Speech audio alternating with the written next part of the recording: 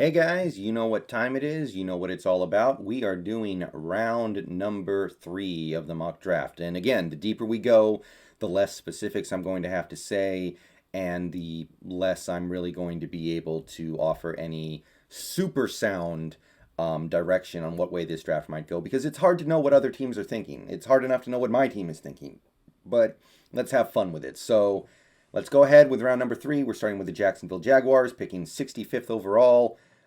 They have done a lot of stuff to address their offensive needs in my draft so far. I'm going to say they continue to do that. They need a tight end. And there are two guys here that I really like, Tommy Tremble, who I know a lot about, and Patrick Freiermuth, who I know less about. I think Tommy Tremble's probably the better prospect. I'm going to give him to Jacksonville. All right, now we've got the New York Jets, and what might they do? Could they be the stopping point for Amari Rodgers, who I still feel is being overvalued a little bit? Maybe there's a little run on tight ends here, and they could take Pat Freiermuth. I think I like that a little better. I think I have to be honest. Oh, sorry about that. Pat Freiermuth is going to be the pick. And sorry about the pings. But now we get to the Houston Texans finally making a selection. Finally, the Houston Texans come on the board. And what are they coming on the board to? What might they do? What do they need? They need everything. They need a lot of help, guys. Wow, do they need help? Holy moly, they need stuff. And it's honestly hard to know exactly where they might go. Let's mix up the rankings a little bit and see about over here how players are ranked according to the player rankings. You can see there are a lot of defensive players that haven't come off the board yet. I'm going to go with Elijah Molden, the Husky. I think he's going to be a great nickel corner in this league. So let's go with him. And now we're back on the Atlanta Falcons, who addressed tight end in the first round, and I think they're going to need to spend the rest of their draft addressing the defense.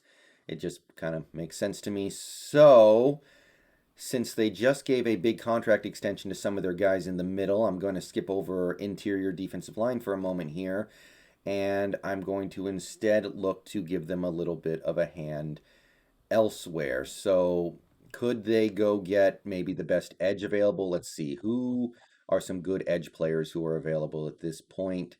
It's not great. It's Janarius Robinson. He might be a little bit of a reach. I don't know if he really is a top third round talent, but let's go ahead and go with it. Janarius Robinson. And now we're coming back around to the Bengals. What are we going to do for the Bengals? Could they use another receiver? Because, they could use a little bit of extra help for Burrow this year. And Dwayne Eskridge is still on the board. I thought he might be a second rounder, so if they can get him here, that's quite good. All right, now we're back on the Philadelphia Eagles, and they kind of need all kinds of different stuff. So let's give them Jabril Cox from LSU, the linebacker, another talented linebacker from LSU. Last year they had Patrick Queen, now they have Jabril Cox. And that gets us over to the Denver Broncos. Is it time? Can they get a quarterback? This might be a decent place for Kellen Mond's relatively meteoric rise up the boards in recent times to manifest itself. So I'm going to say Kellen Mond goes to the Broncos here. Just kind of a feeling I have that he's going to be valued. So I'm going to go with him. And that gets us back to the Detroit Lions. What are they going to do in the third round here? Let's take a look. What makes sense? What can they do? Could they get Tyson Campbell, one of my favorite cornerbacks in this draft? That kind of makes sense to me. That lines up in my estimation. So, sure, why not? Let's go. Tyson Campbell would be my favorite player for the Seahawks to get in this draft if his wingspan was a little longer, but unfortunately it's not. All right, now we've got the Carolina Kitty Cats. What might they do with the 73rd overall pick? Let's see here. Could they get one of the linebackers that has slipped through a little bit, like Pete Warner or Chaz Surratt? Chaz Surratt, by the way, I think he is related to a Sage Surratt, which is kind of cool. And the Seahawks may have to take a look at him if he falls to the fourth round. Just throwing that out there as a little teaser. But I'm going to say Pete Warner goes to the Kitty Cats, the Carolina Panthers, the Cardiac Cats. And that comes back around to the Washington football team. And what might they do? Let's give them Javon Holland from Oregon. I think he might be. Is he the first duck off the board?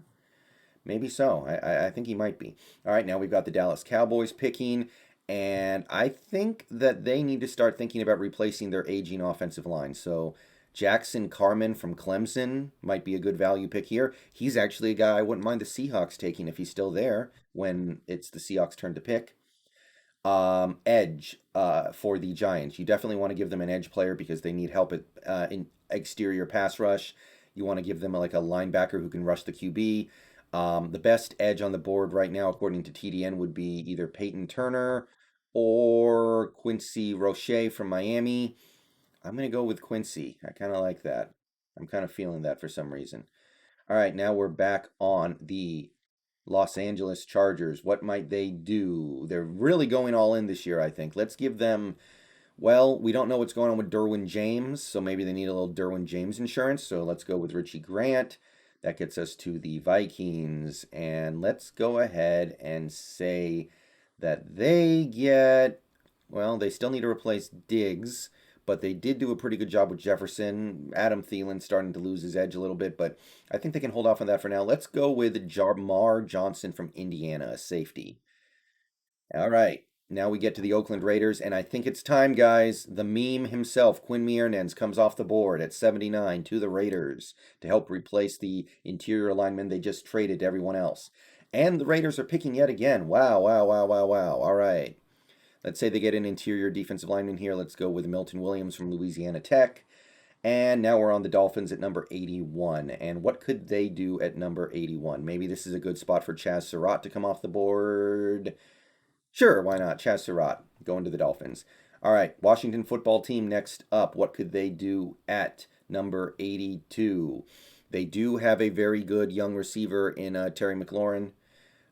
Could they get another one? Could they get Tylan Wallace? He's kind of fallen a little into the third round here. Maybe they get Amari Rodgers from Clemson. Amari Rodgers might be one of the late risers in the draft, so let's go ahead and go with Amari Rodgers. Let's say they get Amari, and that gets us to the Bears. And could Davis Mills be the selection here? We know the Bears need a young quarterback. We know that Andy Dalton's a half measure, so maybe this is their opportunity to get a decent prospect. I don't know a ton about Davis Mills, but he's pretty good. He's a pretty good prospect, so sure, let's go with it. So the Bears get their QB in the third round. That brings us to the Philadelphia Eagles once again. And like I said, they kind of need a lot of different stuff on that team right now. Maybe this is a good spot for Shaun Wade to come off the board. There are a lot of good corners in this range. There's Paulson Adebo. I like him too. Elijah Griffin. I know a little less about. Keith Taylor Jr. I like. I'm going to go with Shaun Wade from Ohio State. All right, now we're back on the Tennessee Titans. They need help on their defense in general. They had one of the worst defenses in the league last year, so I'm going to give them Tommy Togliai from Ohio State. All right, now we got the New York Jets picking yet again. Could this be a good stopping point for Tylan Wallace? They need help for their new rookie QB. They need to bolster their offense as much as possible to get off the stink of Adam Gase. I'm going to say yes. All right, now we come to the Pittsburgh Steelers, who have a need at cornerback because they had to cut a couple of guy or two because of salary cap concerns. So let's give them Paulson Adebo from Stanford. I think Paulson's going to be really good. He's very Seahawky too. Keep an eye on him if his draft stock rises a little bit. Okay, LA Rams and Spencer Brown's here if they want to start working towards replacing Andrew Whitworth because he's like 85 years old. They also have a good interior offensive lineman. They could get in Trey Smith if they want to gamble on somebody with a little bit of an injury history. Let's give them Trey Smith. Well, yeah, they lost Austin Blythe. Trey Smith, if he can overcome his injuries, is a steal here. So, yeah, let's do that. All right, now we're looking at the Cleveland Browns. Seems like a pretty logical spot for a guy like Elijah Griffin from USC to come off the board. Let's go with that. And that brings us to the Minnesota Vikings. Let's see here. Peyton Turner kind of makes sense to me. They don't need a running back, obviously. They don't need another safety. They could use a cornerback, but I'm going to go with Peyton Turner. And that brings us back to Cleveland once again. Cleveland's on the board again, and the board isn't necessarily shaping up in a great position for them. But that being said, if you scroll through here, you take a look at some of these players. Why don't they go ahead and fulfill their meme destiny and take a guy named Cleveland to play for Cleveland? So Ben Cleveland goes to the Browns at number 91. Now we're back on the Green Bay Packers, and they probably still need offensive line help, so let's toss them Spencer Brown. There you go. Now we're back on the Buffalo Bills, and could this be a good spot for them to take a running back like Trey Sermon, who's fallen a little bit? Third round, I think, is a reasonable spot to start taking running backs. Let's do it. Kansas City Chiefs. They already took a running back in the last draft, so they don't need another one. What do they need on their team right now that's here? What makes sense for them? Their defensive line is honestly pretty good. They already got a linebacker in this draft. So maybe we're looking at a little bit of a offensive line hunt here. It's not great. A lot of the guys they might have been interested in are off the board. So let's just go ahead and fill in Mr. Deontay Brown from Alabama because they need some support up there. All right, that gets us to Tampa Bay picking 95th overall. And they are in an interesting spot here because, Tampa Bay is in a very enviable position of not necessarily needing a ton of different stuff in order to compete again in 2021 because so many of their players returned. So I'm going to say they get one of the USC interior defensive linemen. Let's just go with the first guy listed here, Marlin. And let's see, now we're back on the New England Patriots, 96th overall. Still no great QB unless they're into Kyle Trask. So the question is, are they into Kyle Trask? Hard to know, but let's go ahead and do it. Give them Kyle Trask.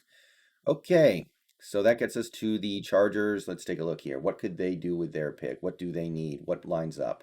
What makes sense for San Diego? Maybe this is a good spot for Keith Taylor Jr. or Benjamin St-Juste. I am going to go ahead and go with that. I'm going to give them Keith Taylor Jr. Another Husky player off the board. All right, New Orleans Saints making another third-round selection here. They need a lot of different stuff because of all the salary cap crunching they had to do.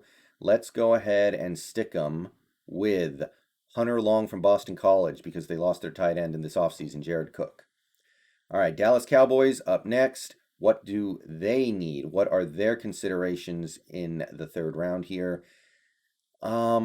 This might be a pretty good spot for a guy like Jay Tufele to go, the USC. They need help on that interior line. It was not good last year. Needs to get a little better. And Jay Tufele is a pretty good prospect out of USC. Didn't play a lot as a senior because of COVID stuff, but he's good. And now we're on pick number 100, Tennessee Titans. What might they do with this pick? Hasham Nasirildeen from Florida State makes sense. Maybe Benjamin St-Juste makes sense. James Hudson makes sense. Let's go with Hamsan. All right, Detroit Lions picking in 101 slot. No real good QBs for them to jump on right now, so I think they're going to let that sit for a little bit. So let's give them Cameron McGroon from Michigan. Looping around to the 49ers, taking 102nd overall. They are probably going to take Benjamin St-Juste now. And that gets us to the Rams. Let's give them James Hudson because, like I said, they need help at tackle. They should be pretty happy he fell to them. Baltimore Ravens, what are they going to do with their pick? They lost some talent this offseason like Matthew Judon. Could they look to replace him with more than one player? Maybe. But let's give our Darius Washington a little bit of credit here and have him get selected by the Baltimore Ravens. Now we're back on the New Orleans Saints. They're getting a lot of picks in this lower area of the draft. Jordan Smith from UAB. And that is the conclusion of the third round, everybody. Again, obviously, we're kind of sifting through some pretty thick soup right now. But that would be my projection on the third round of the draft. And one more round to go. One more mock draft Monday to go and we'll be done. So I want to thank everybody for watching. Hope you guys liked what I did. Hope you guys at least found it interesting. I'm out of here. Peace out. Go Hawks. See you guys later. And we'll see how right I end up being. Probably not very. Peace.